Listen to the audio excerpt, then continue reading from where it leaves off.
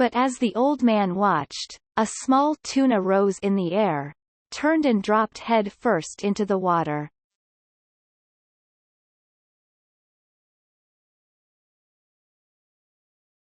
The tuna shone silver in the sun, and after he had dropped back into the water, another and another rose, and they were jumping in all directions, churning the water and leaping in long jumps after the bait.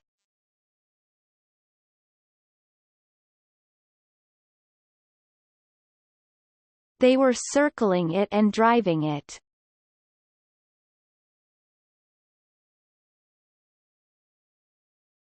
If they don't travel too fast, I will get into them, the old man thought, and he watched the school working the water white and the bird now dropping and dipping into the bait fish, that were forced to the surface in their panic.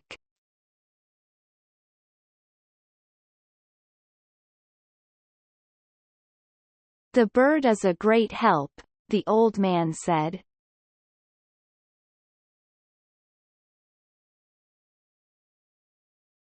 Just then the stern line came taut under his foot, where he had kept a loop of the line, and he dropped his oars, and felt tile weight of the small tuna's shivering pull, as he held the line firm and commenced to haul it in.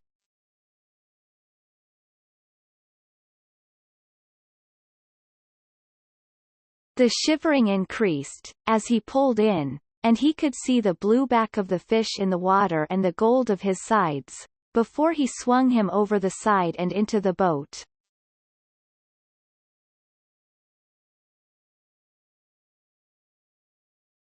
He lay in the stern in the sun, compact and bullet-shaped, his big, unintelligent eyes staring, as he thumped his life out against the planking of the boat, with the quick shivering strokes of his neat, fast-moving tail.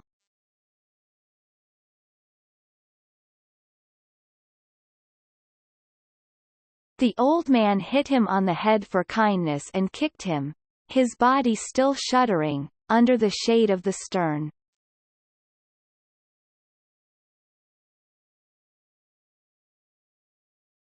"Albacore," he said aloud. "He'll make a beautiful bait. He'll weigh 10 pounds.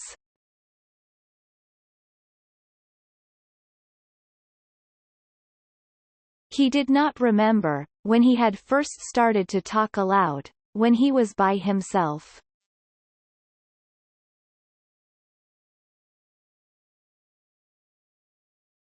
He had sung, when he was by himself in the old days, and he had sung at night sometimes, when he was alone steering on his watch in the smacks or in the turtle boats.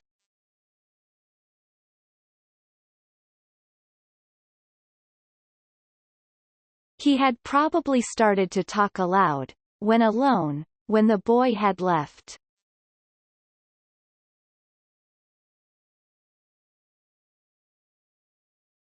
But he did not remember. When he and the boy fished together, they usually spoke only when it was necessary.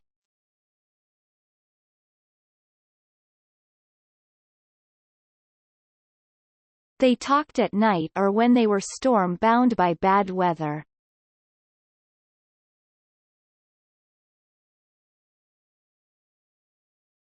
It was considered a virtue not to talk unnecessarily at sea, and the old man had always considered it so, and respected it.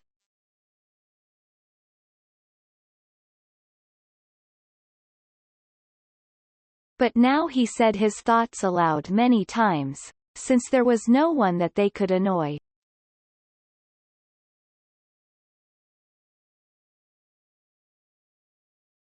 "If the others heard me talking out loud, they would think that I am crazy," he said aloud.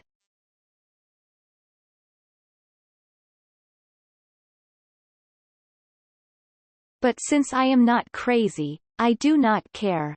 And the rich have radios to talk to them in their boats and to bring them the baseball.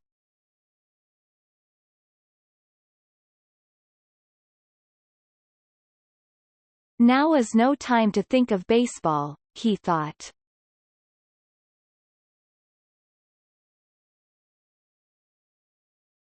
Now is the time to think of only one thing. That which I was born for.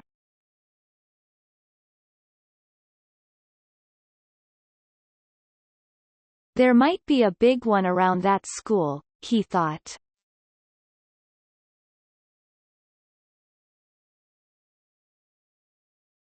I picked up only a straggler from the albacore that were feeding.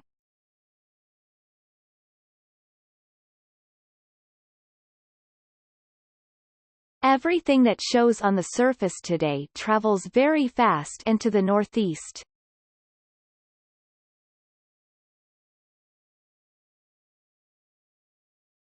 Can that be the time of day? Or is it some sign of weather that I do not know?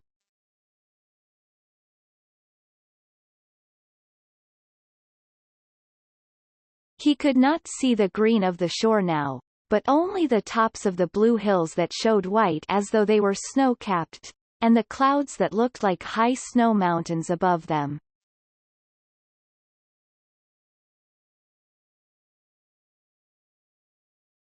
The sea was very dark and the light made prisms in the water.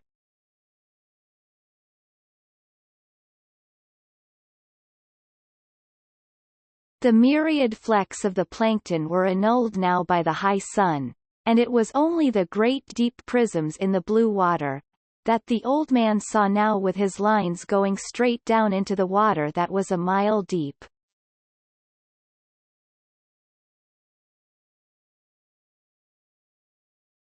The tuna, the fishermen called all the fish of that species tuna, and only distinguished among them by their proper names, when they came to sell them or to trade them for baits, were down again.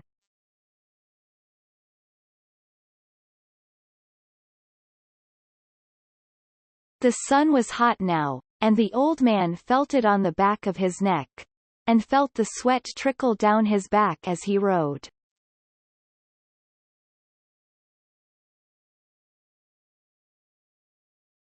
I could just drift, he thought, and sleep and put a bight of line around my toe to wake me.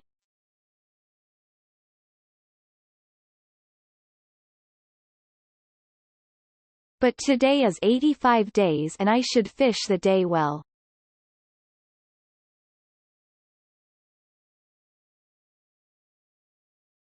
Just then, watching his lines, he saw one of the projecting green sticks dip sharply.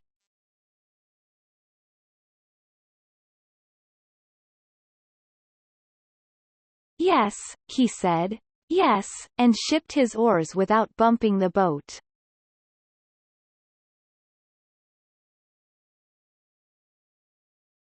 He reached out for the line, and held it softly between the thumb and forefinger of his right hand.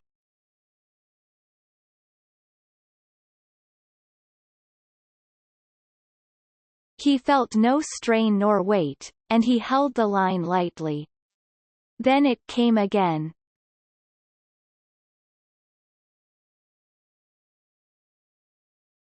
This time it was a tentative pull, not solid nor heavy, and he knew exactly what it was.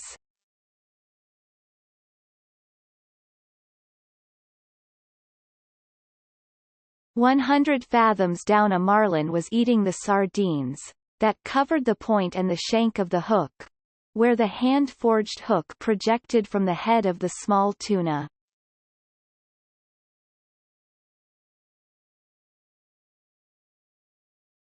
The old man held the line delicately, and softly, with his left hand, unleashed it from the stick.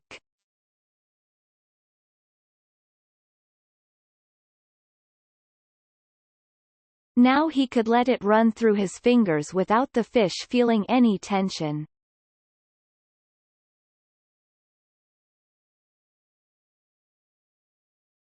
This far out, he must be huge in this month, he thought.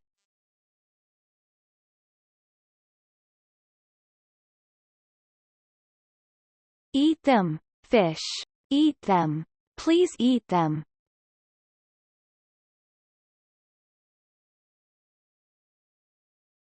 "How fresh they are, and you down there 600 feet in that cold water in the dark."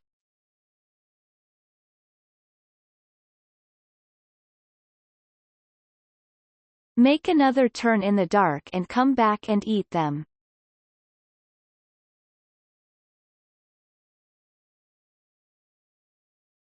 He felt the light delicate pulling, and then a harder pull, when a sardine's head must have been more difficult to break from the hook.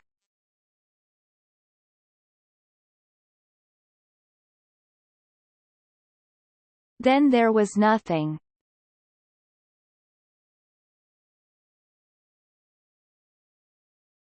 Come on, the old man said aloud. Make another turn. Just smell them. Aren't they lovely?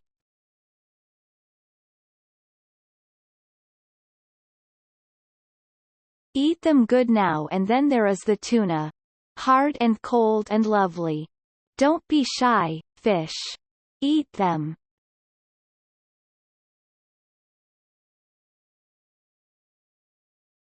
He waited with the line between his thumb and his finger, watching it and the other lines at the same time, for the fish might have swum up or down.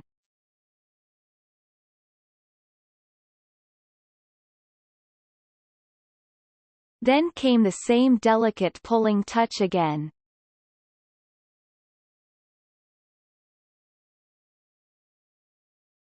He'll take it, the old man said aloud. God help him to take it.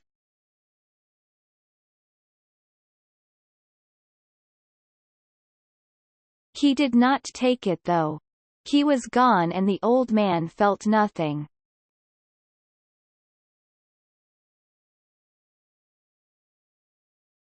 He can't have gone, he said. Christ knows he can't have gone. He's making a turn.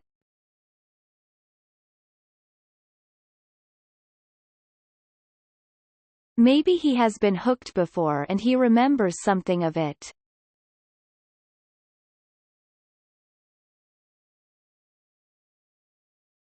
Then he felt the gentle touch on the line and he was happy.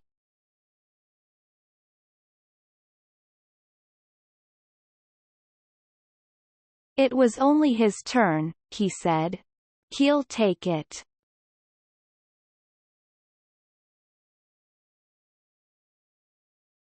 He was happy feeling the gentle pulling, and then he felt something hard and unbelievably heavy.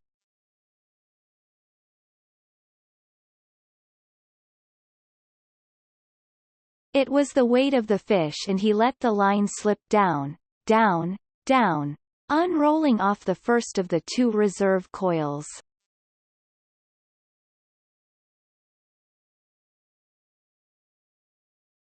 As it went down, slipping lightly through the old man's fingers, he still could feel the great weight, though the pressure of his thumb and finger were almost imperceptible.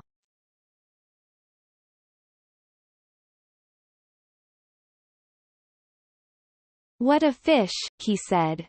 He has it sideways in his mouth now, and he is moving off with it.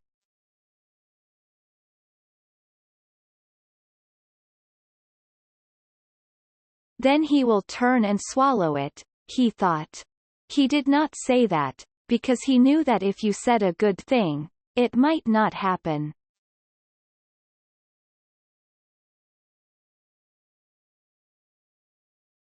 He knew what a huge fish this was, and he thought of him moving away in the darkness with the tuna held crosswise in his mouth.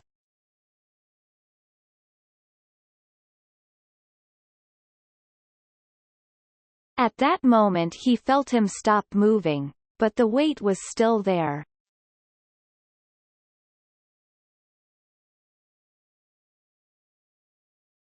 Then the weight increased and he gave more line.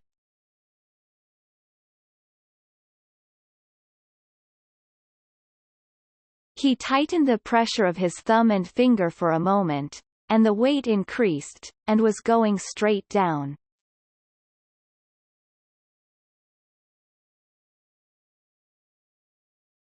He's taken it, he said.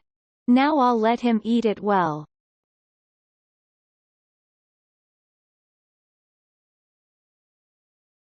He let the line slip through his fingers, while he reached down with his left hand, and made fast the free end of the 2 reserve coils, to the loop of the 2 reserve coils of the next line.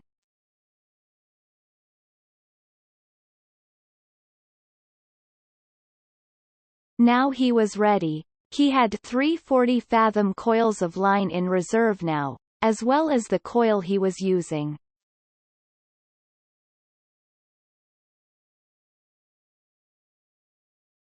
"Eat it a little more," he said. "Eat it well."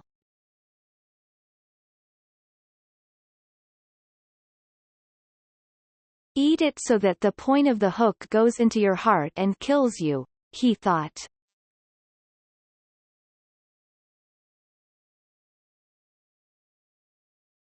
"Come up easy and let me put the harpoon into you." "All right. Are you ready? Have you been long enough at table?"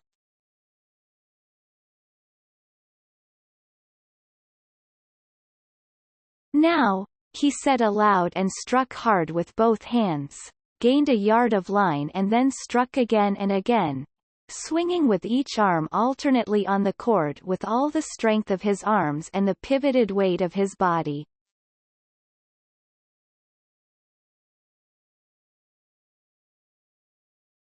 Nothing happened. The fish just moved away slowly, and the old man could not raise him an inch.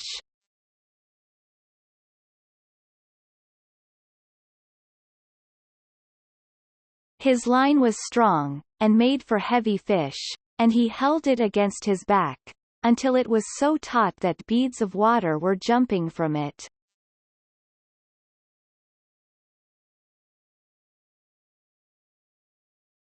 Then it began to make a slow hissing sound in the water and he still held it, bracing himself against the thwart and leaning back against the pole.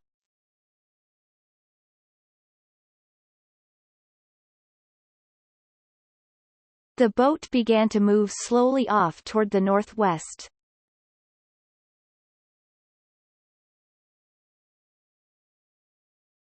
The fish moved steadily, and they traveled slowly on the calm water.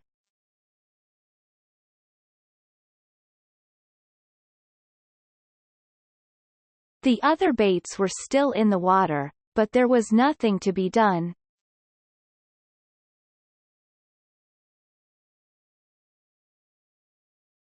"I wish I had the boy," the old man said aloud.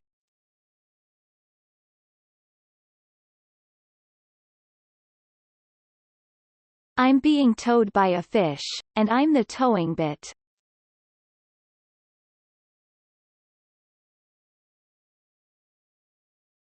"I could make the line fast. But then he could break it."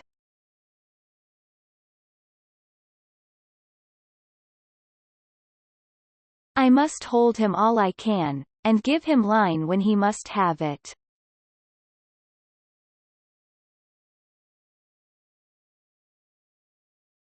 "Thank God he is traveling and not going down." "Thank God he is traveling and not going down."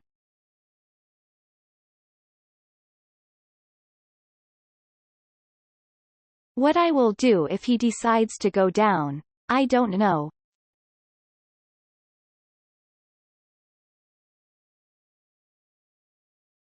What I'll do if he sounds and dies, I don't know.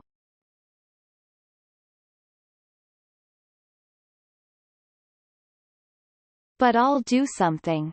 There are plenty of things I can do.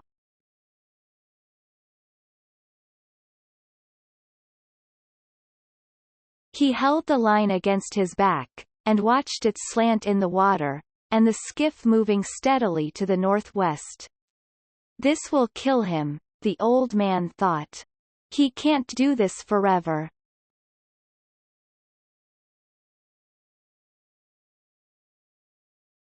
But 4 hours later the fish was still swimming steadily out to sea, towing the skiff, and the old man was still braced solidly with the line across his back.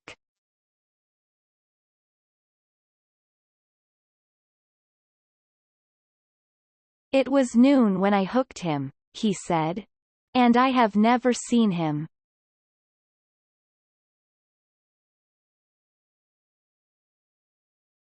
He had pushed his straw hat hard down on his head, before he hooked the fish, and it was cutting his forehead.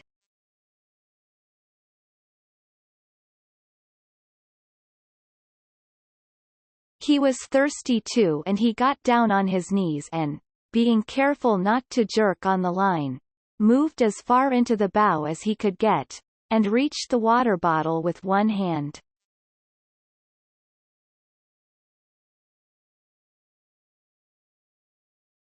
He opened it and drank a little.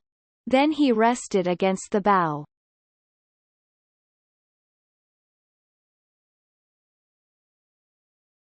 He rested sitting on the unstepped mast and sail, and tried not to think but only to endure.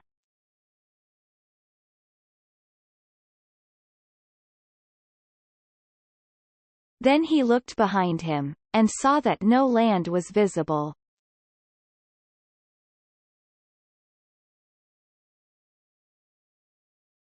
That makes no difference, he thought.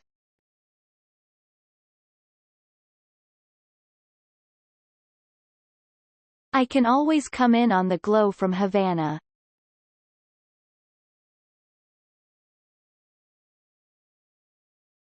There are 2 more hours before the sun sets, and maybe he will come up before that.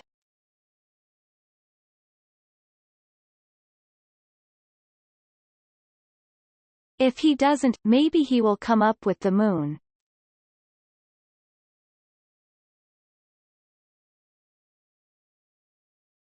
If he does not do that, maybe he will come up with the sunrise.